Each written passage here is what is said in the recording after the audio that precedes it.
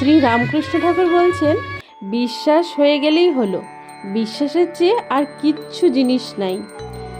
উপায় আর বিশ্বাস, উপায়টাই কি? একজন ভক্ত এবং শ্রীরামকৃষ্ণ ঠাকুরের মধ্যে কথোপকথন হচ্ছে।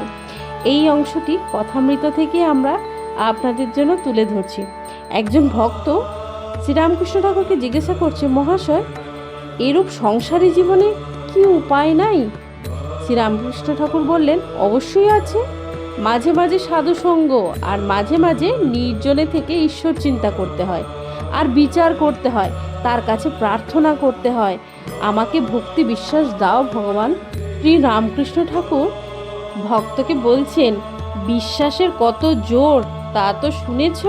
পুরাণে আছে, রামচন্দ্র যিনি সাক্ষাৎ পূর্ণ ব্রহ্ম নারায়ণ, তার লঙ্কায় যেতে সেতু বাধ্য হলো। কিন্তু হনুমান, রাম ভক্ত হনুমান, রাম নামে বিশ্বাস করে এক লাফ দিয়ে সমুদ্রের পাড়ে গিয়ে পড়ল। তার সেতুর দরকার নেই। শ্রী রামকৃষ্ণ ঠাকুর বলছেন, বিশ্বাসের জোর কতটা শোন। বিশ্বাস আর ভক্তি চাই। বিশ্বাসের কত জোর শোন।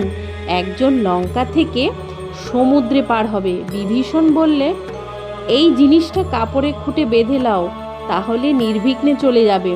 জলের উপর দিয়ে চলে যেতে পারবে, কিন্তু খুলে দেখো না, খুলে দেখতে গেলেই ডুবে যাবে। সেই লোকটা সমুদ্রের উপর দিয়ে বেশ চলে যাচ্ছিল। বিশ্বাসের এমন জোর। খানিক পথ গিয়ে ভাবছে, বিভীষণ এমন কি জিনিস বেঁধে দিয়েছে যে জলের উপর দিয়ে চলে যেতে পারছি। এই বলে কাপড়ের খোঁটটি খুলে দেখে যে শুধু রাম নাম লেখা আছে, একটি পাতা রয়েছে। তখন সে ভাবলে, এই জিনিস ভাবাও যা, অমনি ডুবে যাওয়া। কথাই বলে, হনুমানের রাম নামে এত বিশ্বাস যে বিশ্বাসের গুণে সাগর লঙ্ঘন করলে, কিন্তু স্বয়ং রামের সাগর বাঁধতে হলো। যদি তাতে বিশ্বাস থাকে, তাহলে পাপই করুক আর মহাপাতকই করুক, কিছুতেই ভয় নাই। এই বলিয়া ঠাকুর শ্রীরামকৃষ্ণ ভক্তের ভাব ওরূপ করিয়া ভাবে মাতোয়ারা হইয়া বিশ্বাসের মাহাত্ম্য গাইতেছেন। রামকৃষ্ণ ঠাকুরকে একজন ভক্ত জিজ্ঞাসা করলেন, সব ত্যাগ না করেও কি ঈশ্বরকে পাওয়া যাবে না? তখন রামকৃষ্ণ ঠাকুর বললেন, তোমরা সংসার করছো, এতে দোষ নাই, তবে ঈশ্বরের দিকে মন রাখতে হবে, তা না হলে হবে না। এক হাতে কর্ম করো আর এক হাতে ঈশ্বরকে ধরে রাখো। কর্ম শেষ হলে দুই হাতে ঈশ্বরকে ধরবে। কথা কহিতে কহিতে পরম ভক্ত হনুমানের কথা উঠিল। হনুমানের পট একখানি ঠাকুরের ঘরের দেয়ালে ছিল। ঠাকুর বলিলেন, দেখো হনুমানের কি ভাব। ধন মান দেহ সুখ কিছুই চায় না, কেবল ভগবানকে চায়। যখন স্ফটিকস্তম্ভ থেকে রাবণকে বধ করার জন্য ব্রহ্মাস্ত্র নিয়ে পালাচ্ছে, তখন মন্দোদরী অনেক রকম ফল দিয়ে লোভ দেখাতে লাগলো। ভাবলে ফলের লোভে নেমে এসে অস্ত্রটা যদি ফেলে দেয়। কিন্তু হনুমান ভুলবার ছেলে নয়। সে বললে, আমার কি ফলের অভাব? পেয়েছি যে ফল, জনম সফল। মুখ্য ফলের বৃক্ষ রাম হৃদয়ে। শ্রীরাম কল্পতরু মূলে বসি রই। যখন যে ফল বাঞ্ছা, সেই ফল প্রাপ্ত হই। ফলের কথা কই, ও ফল গ্রাহক নই, যাব তোদের প্রতিফল যে দিয়ে।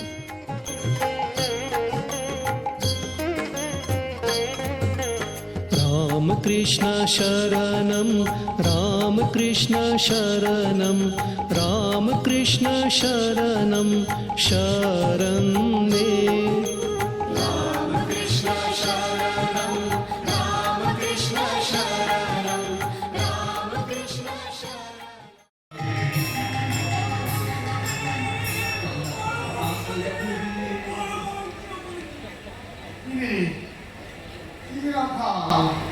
আজ তোর এই অবস্থা কেন? কি হয়েছে তোর?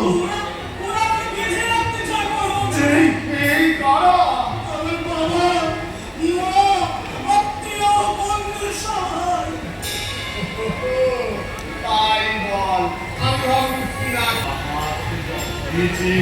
আমি শুনেছি আদর যত্ন ভালোবাসা দিয়ে এত বড় করেছে। ওরা তো কিছু ভেঙে রাখতে চাইনি।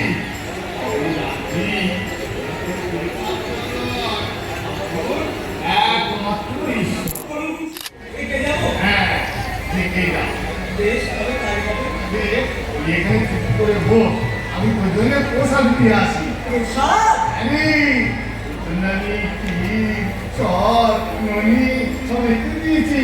আমি যাবো আর আসবো, যাবো।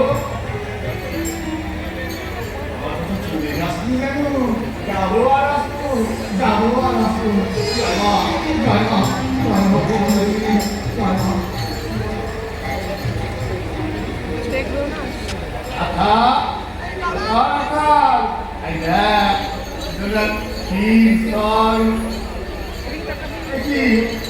কোথায় গেলি? কোথায় মুখলি রে? বাবা দেরি হয়েছে, আমাদের রাত করতে আছি। কোথায় মুখলি রে? ওই তোকে আমি দেখতে পাচ্ছি এখানে না বাবা, তোর যে বড্ড খিদে পেয়েছে। ওই তো ধর ধর ধর ধর ধর ধর ধর